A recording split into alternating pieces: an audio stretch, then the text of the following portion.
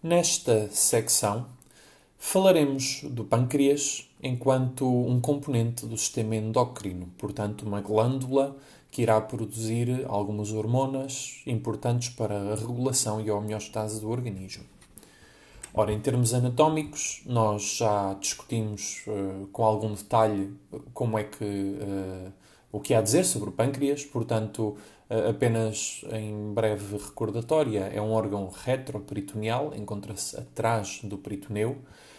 divide-se em cabeça, corpo e cauda, portanto, temos a cabeça, o corpo e a cauda do pâncreas. Encontra-se com relação próxima com o duodeno à sua direita, duodeno que basicamente vai enquadrar a cabeça do pâncreas e no qual vai existir a abertura do ducto pancreático na ampola de Vater. Tem o baço à sua esquerda, constituindo o limite, a relação que tem no seu limite na cauda. Encontra-se posterior ao estômago, que o recobre pela frente, e tem outras relações anatómicas importantes, como por exemplo com o ducto biliar comum, que acabará por integrar-se nele, ou com grandes vasos sanguíneos, tal como a veia cava inferior e a artéria aorta e o tronco celíaco. Sabemos também que é uma glândula mista, portanto, tem um componente exócrino importante na digestão pela produção das enzimas digestivas que serão libertadas no duodeno,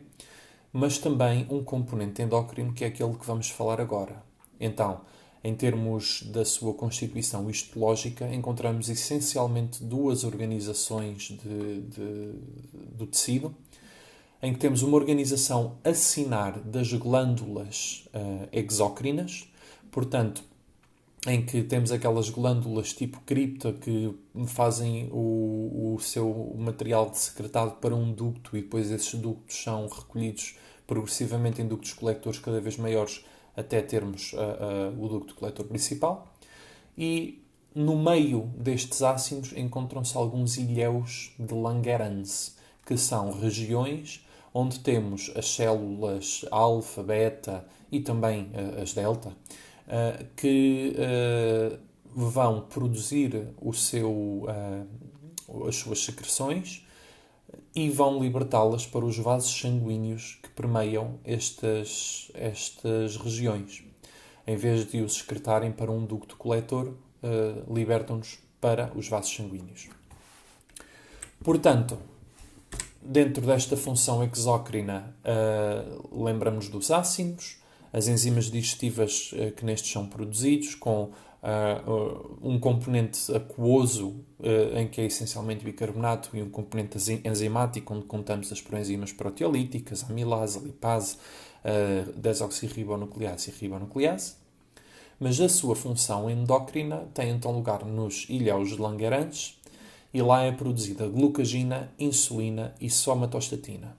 A glucagina também pode ser muitas vezes referenciada como glucagon. Se ouvirem esse nome, não estranhem, é um nome mais brasileiro, mas também se encontra com este nome em muita nomenclatura e é o nome inglês, glucagon. Portanto, temos cerca de 20% de células alfa, as responsáveis pela produção da glucagina, cerca de 75% de células beta que produzem a insulina e nas células restantes, cerca de 5%, contam-se então as células delta que produzem somatostatina. Ora, a insulina é, sem dúvida, um dos atores principais nesta função do pâncreas e toda a gente conhece a forma como se relaciona com uma doença muito importante nas doenças crónicas e naquilo que irão encontrar durante a prática clínica, que é a diabetes. E a diabetes muitas vezes está relacionada, ou quando falamos de diabetes tipo 1, uma doença autoimune em que há uma destruição das células produtoras da insulina, ou na diabetes tipo 2 há uma perturbação da função da insulina com critérios multifatoriais. Então, qual é a função da insulina? A insulina é uma hormona que tem então o seu efeito como um sinalizador que vai permitir a entrada de glicose dentro das células. Portanto, ao alcançar a célula a célula tem receptores para a insulina, que são o alvo da hormona, e estes receptores, ao serem ativados pela insulina, vão desencadear uma cascata de sinalização no interior da célula, em que estas moléculas de sinalização vão levar à incorporação na membrana celular de vesículas que continham o transportador da glicose, chamado LUT4, e que estava interiorizado na célula onde se encontrava inativo. No entanto, ao ser integrado na membrana celular, vai passar a estar disponível para fazer o transporte da glicose e então a glicose que existe no meio extracelular vai ser transportada com uma difusão facilitada através do seu gradiente de concentração para o interior da célula. Portanto, sem o efeito da insulina, não há exposição destes transportadores na membrana celular e, como tal, a célula não será capaz de fazer a endocitose, de absorver a insulina que se encontra no exterior. Portanto, a regulação da insulina é essencialmente uma resposta ao nível da glicémia, da circulação, da concentração de glicose circulante no sangue, e quando há um aumento da glicémia, mais especificamente estamos a pensar após as refeições, a altura em que estamos a absorver os nutrientes e então a circulação sanguínea tem um grande aumento da quantidade de glicose que acabou de ser absorvida. Isto vai fazer ativar as células beta nos ilhéus de Langerhans. Estes vão aumentar a sua secreção de insulina e a insulina, depois em circulação, vai ativar os seus órgãos-alvo, fazendo um aumento da entrada da insulina que estava em circulação no interior das células, conduzindo assim à diminuição da glicémia. Portanto, isto acaba por ser um efeito direto.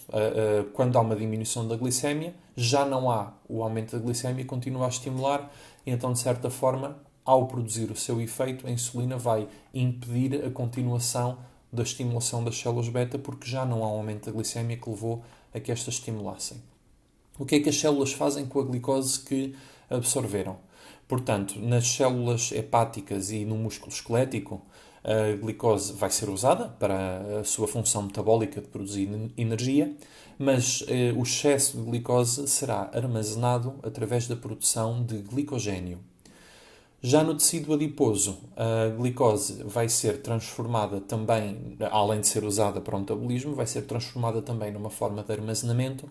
mas neste caso o armazenamento, em vez de ser através da formação de glicogênio, tem a ver com a metabolização da glicose através de outras vias químicas que os vão transformar em lípidos, em triglicerídeos, para armazenamento sob a forma de tecido adiposo, portanto, sob a forma de lípidos. E aqui, para melhor compreender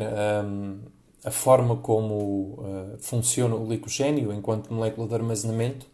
temos então um esquema que mostra basicamente o que nós sabemos que estamos a tentar armazenar, que é a glicose, que é um composto que normalmente se representa com estes hexágonos por causa da sua estrutura molecular. E, enquanto a forma útil para o metabolismo celular é a molécula individual de glicose, o glicogênio é basicamente uma forma que parece quase como uma árvore com vários ramos de cadeias de glicose que, através de ligações glicosídicas, se vão unir umas às outras, formando uma estrutura maior, constituída apenas da glicose, e depois é fácil de utilizar para voltar a formar glicose, retirando, molécula a molécula, as glicoses que estão ligadas nesta estrutura. Daí chamar-se glicogênio, porque dá a gênese da glicose. Ok, continuando. Então, a insulina, já percebemos um pouco o efeito que tem para permitir a entrada da glicose nas células. A glucagina tem um efeito mais ou menos oposto. Basicamente, é estimulada a sua secreção pela baixa do nível de glicose no sangue. Portanto, quando temos uma baixa glicémia, especialmente nos períodos de jejum prolongado, ou quando não estamos, então, numa fase da refeição, não só vai diminuir a libertação da insulina, que é por si só importante porque as células do organismo todo têm esta capacidade de resposta à insulina, e quando não há insulina em circulação elas ficam menos capazes de absorver a glicose que está em circulação. Portanto, o nível de insulina por si só é importante, mas a glucagina vai também ter um papel, pois vai fazer um efeito principalmente a nível do fígado, pois ela é libertada na circulação a nível pancreático, que faz parte do sistema porta, e então o sangue venoso que vem do pâncreas vai ter uma primeira passagem no fígado, e é no fígado onde a glucagina vai fazer a maior parte do seu efeito e ser degradada. E esta enzima, esta hormona, aquilo que faz é promover a neoglicogênese, aumentando a libertação da glicose para a circulação. Portanto, vamos pegar no glicogénio e vamos retirar as moléculas de glicose que estão no glicogénio e libertá-las em circulação, aumentando assim o nível de glicose sanguínea. Isto é importante para termos então um nível constante de glicémia, pois a glicémia é muito importante para efeitos metabólicos no organismo, não só a nível das células gerais do organismo, que acabam por, embora menos, porque há menos insulina em circulação, mas desde que existe alguma, conseguem na mesma, fazendo alguma utilização da glicose em circulação, mas porque o sistema nervoso só tem como via metabólica nas células nervosas a única fonte de energia é a glicose. Portanto, não existe a capacidade de fazer beta-oxidação lipídica e utilizar outros componentes como as proteínas ou os lípidos para produzir energia. Então, vai ser necessário haver sempre glicose disponível para o sistema nervoso. E por causa disso, nós temos que ter sempre algum nível circulante de glicose e ter sempre a glicémia em valores homeostáticos. Daí que temos este jogo com os níveis de insulina para regular quanto é que as células vão buscar para armazenar, para depois ir utilizando das reservas quando for preciso, em relação à glicose circulante, que aumenta após as refeições, mas também o efeito da glucagina, que vai permitir que, após algum período das refeições, quando já não há absorção de glicose, quando já não temos a mesma capacidade de ter a glicose circulante, porque ela já não está a entrar no sangue, então vamos nós, às nossas reservas, produzir mais glicose para ter sempre glicose suficiente no sangue. Portanto, em resumo, a insulina é necessária para a entrada nas células da glicose circulante, e ao entrar nas células sai de circulação, por isso diminui a glicémia. Tem um efeito sistémico em todos os tecidos, exceto no sistema nervoso. O único sítio do sistema nervoso onde a insulina tem um efeito é no centro da saciedade. De resto, o tecido nervoso acaba por ser sempre capaz de fazer a absorção da glicose e utilizá-la para o seu metabolismo. A glicose é usada nas células para o seu metabolismo ou então é armazenada sob a forma de glicogénio ou sob a forma de lípidos, independentemente dos tecidos que estamos a falar. Já a glucagina tem o seu principal efeito no fígado, porque chega em menor quantidade a outros tecidos onde não é tão relevante, embora também faça alguma coisa. Vai promover a neoglicogênese, ou seja, a destruição do glicogénio para libertar a glicose nele contida, aumentando a libertação desta glicose para a circulação e assim aumentando a glicémia. Por fim, só uma menção à somatostatina, que também tínhamos falado dela, é uma hormona cujo efeito vai inibir tanto a insulina como a glucagina. E a sua regulação ainda é pouco compreendida. Pensa-se que possa ter um efeito em impedir uma libertação exagerada de insulina quando existem picos glicémicos muito altos, que depois fosse provocar uma hipoglicemia, porque demasiada insulina faz baixar muito a glicose sanguínea. Mas a verdade é que,